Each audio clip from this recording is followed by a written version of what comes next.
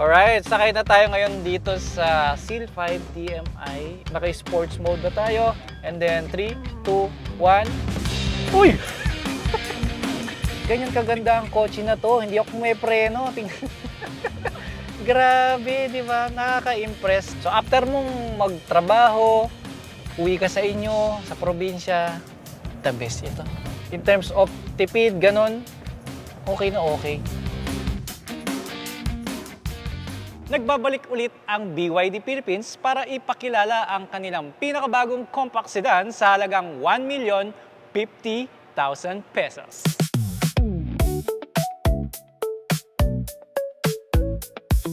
Yan ang BYD Seal 5 DMI na may plug-in hybrid technology.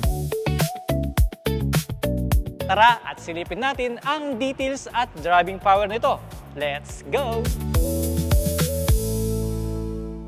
Gaya ng dati, check natin yung kanyang exterior design. So, unang-una pa lang napansin ko dito, napakahaba ng kotse na to.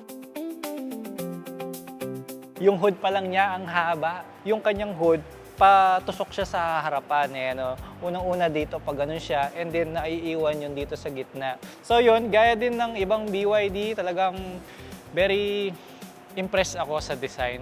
Lalo na ito kulay white. Kasi napaka-elegante nga. May touch pa sila ng pagka-sporty kahit maliit na percentage lang sa design ng kotse. Nilalagyan pa rin nila ng aggressiveness kahit na talagang I think nasa 95% elegante yung design ng kotse na to. Dito tayo sa emblem ng BYD, nakaumbok siya unlike sa mga ibang cars. Yung bumper niya, solid no? Buo talaga siya. I mean, pag yung tinignan mo yung design, talagang as one siya, no? So, isang set siya, kumbaga. Then, makinang yung grill niya dito na parang wave sa dagat, no?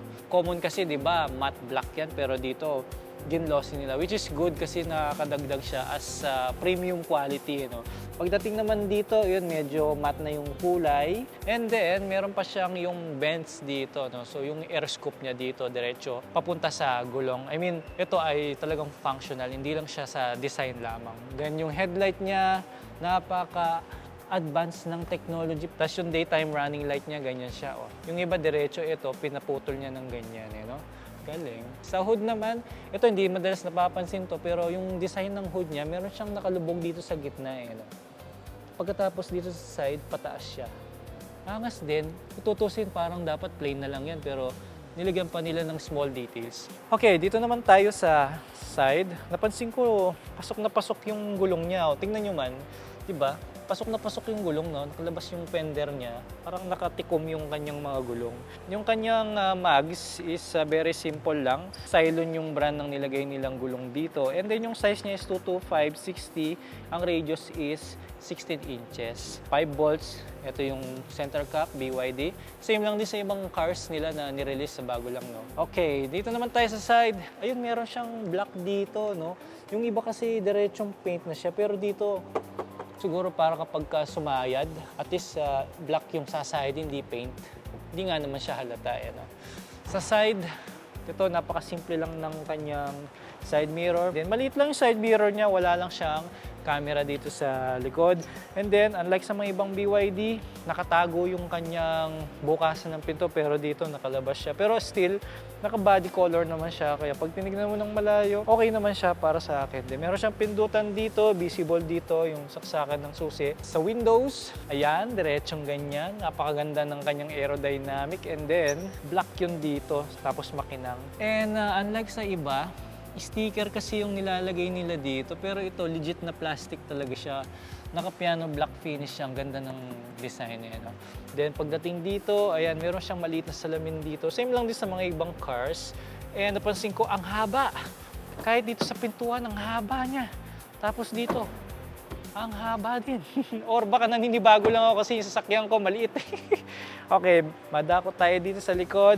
Bilog yung kanyang takip ng fuel. Ayan. Sakop na sakop yung bumper dito, and same dun sa side, meron din siyang plastic dito, diretso hanggang sa likod. Comparison sa mga ibang cars, pagbaba ng salamin dito, dediretso yung kanyang yung lagayan ng gamit dito sa trunk niya, di ba? Pero dito, diniretso nila yung salamin hanggang dito sa bukasan sa likod. Kaya ang ganda. Tapos Hindi ko sure, hindi ko pa nabubuksan. Pero pag tinignan mo ng malayuan, parang ang liit nung trunk niya, no? Diba?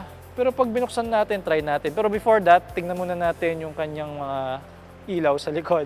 So, mapapansin ninyo, para siyang patak ng tubig or splash sa dagat. Ang galing. Tapos may guhit siyang mahabang ganyan. Kaya pag tinignan mo ng malayo, may detalye. Ang galing. Tapos, ito pa diretso pa yung kanyang taillight hanggang sa gitna. Ang galing. Gusto ko siya. Then, naghanap ako ng camera sa likod. Wala akong makita. Ayun! Ito pala yung camera. Nasa taas ng plate number. Angas din. Then may nakalabas kasi dito. Akala ko ito yung camera kanina. Pinipindot to malamang para bumukas yung trunk. Tama, di ba? Then ito yung DMI. Ibig sabihin pag DMI, dual mode man tawag doon. Dual mode. So ibig sabihin hybrid siya na mayroong siyang intelligent.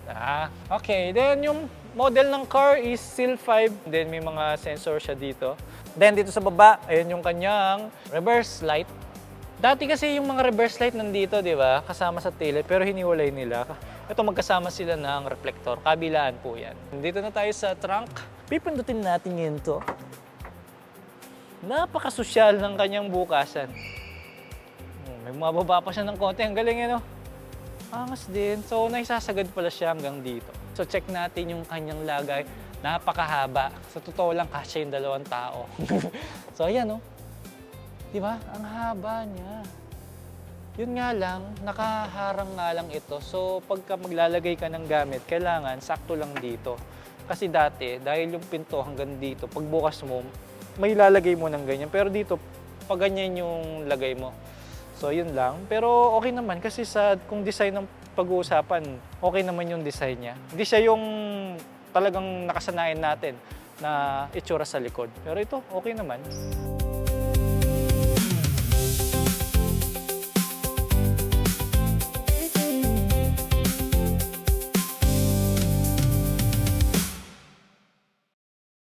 Pasok naman tayo sa driver's side. Okay. Ito agad yung bumungad sa akin. Black lahat. Yun ang gusto ko. Bilang lalaki, gusto ko yung black. Galing, oh. Tapos, yung upuan, ang ganda, oh. So ito, yung headrest ng upuan niya, na-adjust. Oh, di ba? Then, manual yung upuan. Ako, mas gusto ko yung manual lang na ina-adjust yung upuan kasi parang mas mabilis siyang i-adjust kapag ganun. Yung bawa, forward mo, ganun. Pag backward, ganun. Pero ang napansin ko, yung pag-forward and backward ng upuan is konti lang. Ito na yung sagad niya, no? Pero, ayun, 5'8 naman ako, so okay naman siya. Pero ini-expect ko yung mas sosobra pa siya. Siguro para ma-prevent na tamaan yung tuhod ng passenger sa likod. Okay, sara natin yung pinto. Bago ko isara yung pinto, kapag bubuksan mo yung pintuan doon sa likod, yung trunk lid, and then yung takip ng gasolina, nasanay tayo na sa car yung bukasan, di ba? Pero dito nasa pinto. Galing, di ba? Angas, di ba? Nasa pinto, no? Medyo bago lang sa akin ito, pasensya na, pero na-amaze lang ako. Pero okay din, no? Nasa pintuan. Angas. And dagdag ko lang doon sa pindutan niya, no? Dalawa kasi siya, eh. So, paano kung hindi mo nakikita kasi nasa baba? Yung bukasan ng truck, meron siyang tuldok. Yung bukasan ng gasolina, wala siyang tuldok. So, kapag hindi ka nakatingin, alam mo yung nahawakan mo sa dalawa. Kaya, galing yun, no? Sa loob naman, simple pero premium ang cabin. Nandito ang 10.1-inch touchscreen na may Apple CarPlay, Android Auto at Bluetooth hands-free calling. May 8.8-inch digital instrument cluster, automatic climate control, rear air vents, at 4-speaker audio system para mas komportable at enjoyable ang bawat biyahe. Okay, pagsara natin dito, actually, medyo na-appreciate ko na yung kotse ngayon. Bakit ka po? Nung una, nagulat ako na 1,050,000 pesos siya. Pero ngayong nasakyan ko, na-realize ko, hybrid kasi ito eh. So, gastos mo yung 1 million mo, pero hybrid naman yung kotse mo, laking tipid pa rin. Sa totoo lang. Ngayon ko na-appreciate na deserve niya yung presyo niya. Pero hindi ko pa natatapos yung review ng car. Okay, dito naman tayo sa manibela. Natutuwa ako kasi may pagka-alien style yung manibela niya na may pagka-elegante. Alam mo yun, Hindi ko masasabing sporty yung design kasi may pagkabilog pa siya and then may mga curve siya na ganyan. Yun nga, parang alien yung style, may pagka-curve, alam mo yun? Basta ang ganda. Tapos parang ang liit ng manibela and then hindi siya bilog. Meron siyang flat dito, no? Diretso siyang ganyan, kaya ang ganda. Then ang kapal niyang hinahawakan dahil may nakaumbok dito. And then kapit yung kamay mo kasi may stitch dito, so nakakapit siyang ganun. Tapos napansin ko sa mga BYD lately, is matitigas yung steering wheel nila, no? Pero pag pinisil mo, malambot naman siya. Hindi siya solid. Then, nandito lang yung mga basic controls like yung volume, next, cruise control, yung pag-answer ng calls, ganon. Then, pag tinignan mo tong information niya dito, LED siya na napakaliit. Minimalist lang. Maliit lang din yung kanyang infotainment screen. Tapos dito, napakalaki ng kanyang lagayan ng cellphone to, sigurado. Siyempre, cellphone check ulit tayo. Yan. Okay, ito yung cellphone number 1 and number 2. Then, basic lang yung kanyang aircon vents. Nandito yung mga controls natin like yung handbrake, tapos yung modes, volume, EV and hybrid electric. Dito mo rin siya i-control kung gusto mo ng EV lang or gawin mong hybrid. So, napakadali niyang pindutin. Yung start and stop button nandito sa gitna. Ayun, medyo nakakalito lang to pagka hindi ka nakatingin kasi wala siyang feels na ito ba yun, ganon. So, kailangan mong tumingin talaga. Buti na lang, meron siyang ilaw. Yung cup holder niya, meron siyang yung spring loaded para hindi masyado galaw-galaw yung iyong ilalagay na baso. Meron din siya dito sa pintuan. Napaka-basic lang din ng design ng interior. Pero okay sa akin kasi gusto ko yung gamit lang ng gamit, walang kaarte-arte. All black, kaya good siya. Ngayon, hindi pala siya all black, napansin ko. Ngayon lang ako napatingin sa ceiling niya, so hindi pala siya black. Although okay naman. Tapos, napansin niyo yung pag-upo ko, napakalapit ng bubong sa ulo ko. Ako ay 5'7 or 5'8. Ang lapit niya, oh. Kaya pag binaba mo to, ang lapit sa mukha mo, oh. Pansin niyo ba? Or baka kulang lang sa higa ng upuan, no? Yan. Okay naman. Ayun, natrash ko lang yung ulo ko. Pero malapit pa rin eh. Tingnan niyo yung salamin, ang lapit sa mukha ko. So yun, pero okay naman. Iniisip ko nga paano kung 6-footer yung sasakay kasi mga ganyan yan. So yung vision mo, natatamaan dito, no? Siguro mas pinariority nila yung aerodynamic kasi yung windshield niya sobrang baba eh, no? Okay, pero sa price naman niya, okay ako. Ako gusto ko to. Kung maghahanap ako ng car, baka isa ito sa i-consider ko. Okay, yung lagayan niya dito, mahigpit din yung kanyang bukasan. Yung kanyang lagayan ng ORCR, ayan. Meron din siyang mabagal na pagbaba. And then, magaspangin dito ha. Ganda ng design, no? Okay din, hindi siya common. Tapos, sa texture, dito, parang leather, no? And then dito, all plastic. Pati sa pintuan, pero sa taas, leather siya, okay? Okay, so tapos na tayo dito sa ating driver side. Nagustuhan ko siya. So, doon naman tayo sa likod. Alright. Okay. Dito sa likod, okay yung legroom. Atrasado na yung upuan ha, di ba yung sinagad ko. So, ito, hindi naman natama. Meron din siyang lagayan din sa likod. Sa headroom, isang dangkal na, isang ganyan, isang braso ko. Yung iniisip ko nga, paano kung 6-footer ulit? Kasi ganyan yun, di ba? O di, lapit na oh. Pero anyway, pwede ka naman umatras ng ganyan at least, di ba? Na-adjust din yung headrest and then ang maganda dito, 5-seater siya, di ba? Yung sa gitna, medyo may nakaumbok lang ng konti dito pero okay pa rin naman siya. Pok sa gitna, ang maganda, meron siyang headrest. Ayos, di ba? Sa ibang car kasi walang ganun. And then, pag umupo ka, komportable naman, ganda ng texture, you know? And then, mukhang hindi naman siya mainit dahil may mga butas-butas siyang ganyan. Okay, and then, pansin ko dito, ang haba, oh. Pwede ka maglagay ng mga stop toys dito. Yan. Pero alam nyo, hindi lang sa itsura umiikot ang kwento ng Seal 5. Ang tunay na bida rito ay ang bagong 5th generation Super DMI technology ng BYD. Mas efficient ng engine, mas matalino ang hybrid system, kaya mas smooth ang acceleration, mas tahimik ang takbo at mas tipid sa fuel. Isa pa sa pinaka-impressive dito ang battery. Ginagamit nito ang kilalang BYD Blade battery na lithium iron phosphate o LFP battery. Isa ito sa mga dahilan kung bakit kilala ang BYD sa reliability at safety. Ang battery capacity ay 7.42 kWh at kaya nitong tumakbo hanggang 55 km purely on electric power. Pero ang mas impressive kapag pinagsama ang electric motor at gasoline engine, umaabot ang combined driving range nito sa 1,600 km. Imagine, isang full tank, isang full charge, napakalayo na ng mararating mo. Pagdating naman sa charging, gumagamit ang SIL 5 DMI ng Type 2 AC charging. May maximum charging rate itong 3.3 kW kaya mula 15% hanggang 100% aabutin lang ng humigit kumulang 2.5 oras ang charging. Kasama na rin ang portable charging cable at wall-mounted charger kaya ready ka nang mag-charge sa bahay. Alright, sakay na tayo ngayon dito sa SIL 5 DMI. Ito yung tinignan natin sa showroom kanina na kulay white. Sakto pa, kulay white yung na-test ride natin ngayon. So, ito yung laking gulat ko na nagtataka ako bakit walang shift knob dito, yung cambio, ganon. So, nandito pala. Parang yung switch ng wiper. So, kapag ka magdadrive ka, press mo lang yung brake, ibaba mo lang ng ganyan, napaka-smooth, nakadrive na siya. And then, yung electronic parking brake natin, kusa siyang magre-release once na nilagay mo sa D. And then, pag nirelease mo yung brake, mag-aabanti na siya. Ang galing. And then, di ba, medyo naliliyatan ako sa manibela. Siguro nasanay lang ako sa mga ibang car. So, pagka inikot mo, daliri lang, no? Tapos, sobrang tahimik niya. So, ngayon is naka-EV pa tayo ngayon. Kapag ka mabagal, nakakatipid tayo sa gas, so EV lang siya.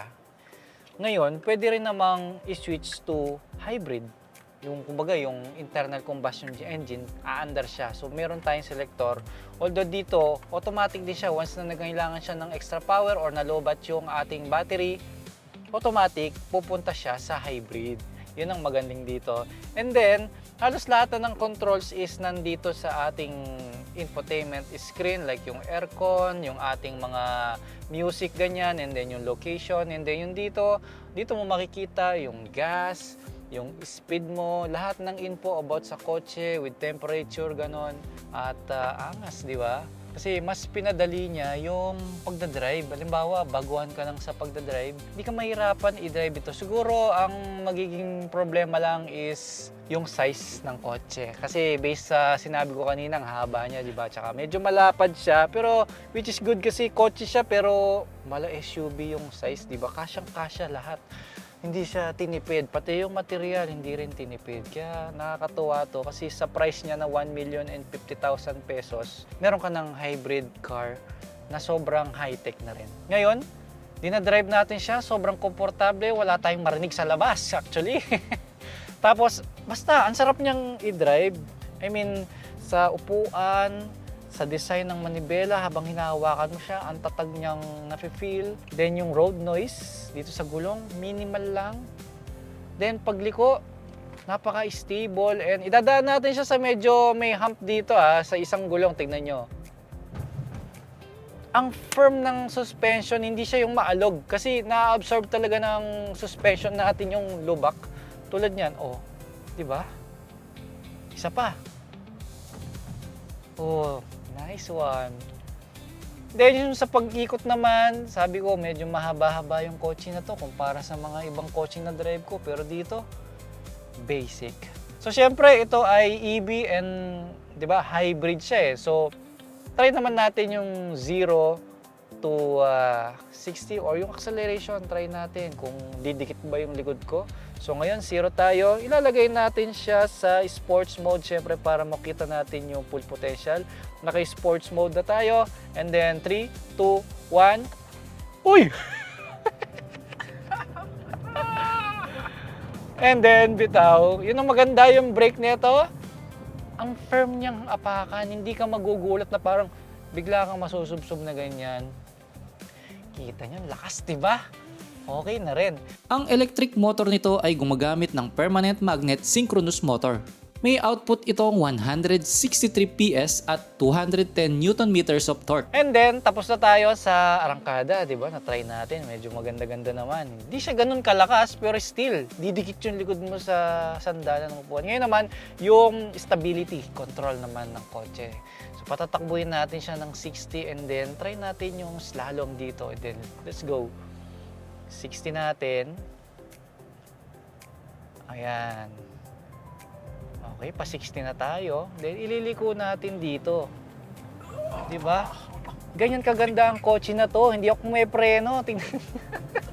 Grabe, 'di ba? Nakaka-impress kasi lahat naman ng car kaya 'yon. Pero ang sa akin kasi, ang binibigay ng BYD sa atin is yung confident na alam mong hindi ka basta-basta dudulas. 'di ba, yung iba umiikot ng ganun dahil sobrang pagpag ng kotse, no? Pero dito, feel mo talaga ang kapit ng gulong.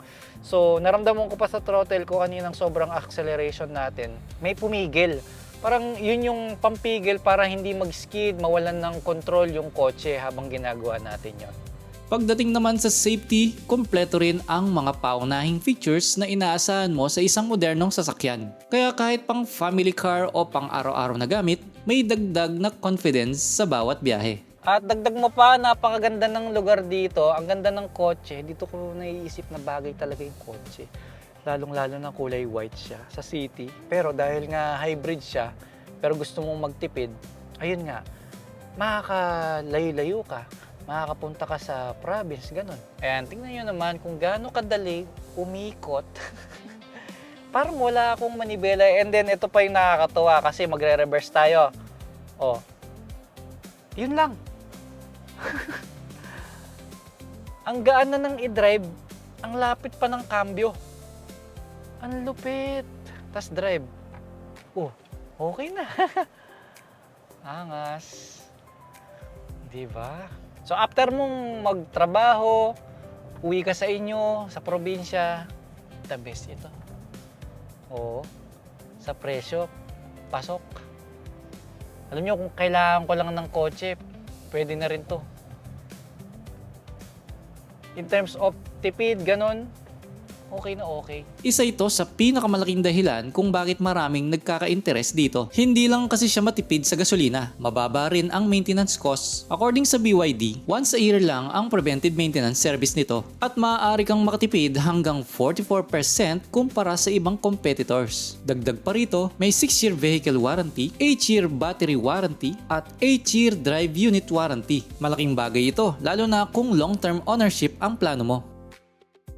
Ngayon, magkano ba? Ang essential variant ay may indicative price na 940,000 pesos, habang ang dynamic variant naman ay 1,050,000 pesos. At sa presyo na ito, marami ka nang makukuhang technology na dati ay makikita mo lang sa mas mamahaling sasakyan. Alright, tapos na nating na-test drive itong napakalupit na kotse ng BYD na Seal 5 DMI. So para sa akin, sa 1,050,000 pesos, kung kayo ay naghahanap ng city car, and then after that, magpa-province kayo, lagi ko sinasabi yan kasi yun ako eh. So, isa siya sa tinitake consider ko kasi pasok sa budget kasi. Tapos nakakatipid ka pa. Yes, 1 million yung magagastos mo pero malaki naman yung masisave mo sa fuel. Especially ngayon, sa panahon ngayon, di ba? Kaya yun, sa mga gusto namang mag-test drive din at makita personal itong BYD, visit lang kayo sa mga dealership nila. Marami naman sa buong Pilipinas ang BYD, di ba? Alright, so sa mga next na vehicle na i-review natin, magkita-kita tayo sa susunod ng mga videos natin. And don't forget to like and subscribe sa ating Manibela TV channel. And mapapanood nyo rin kami sa UNCB. Alright, so hanggang dito na lang. Ako po si Reed Motovlog at laging nagpapaalala na mata sa kalsada, kamay sa manibela.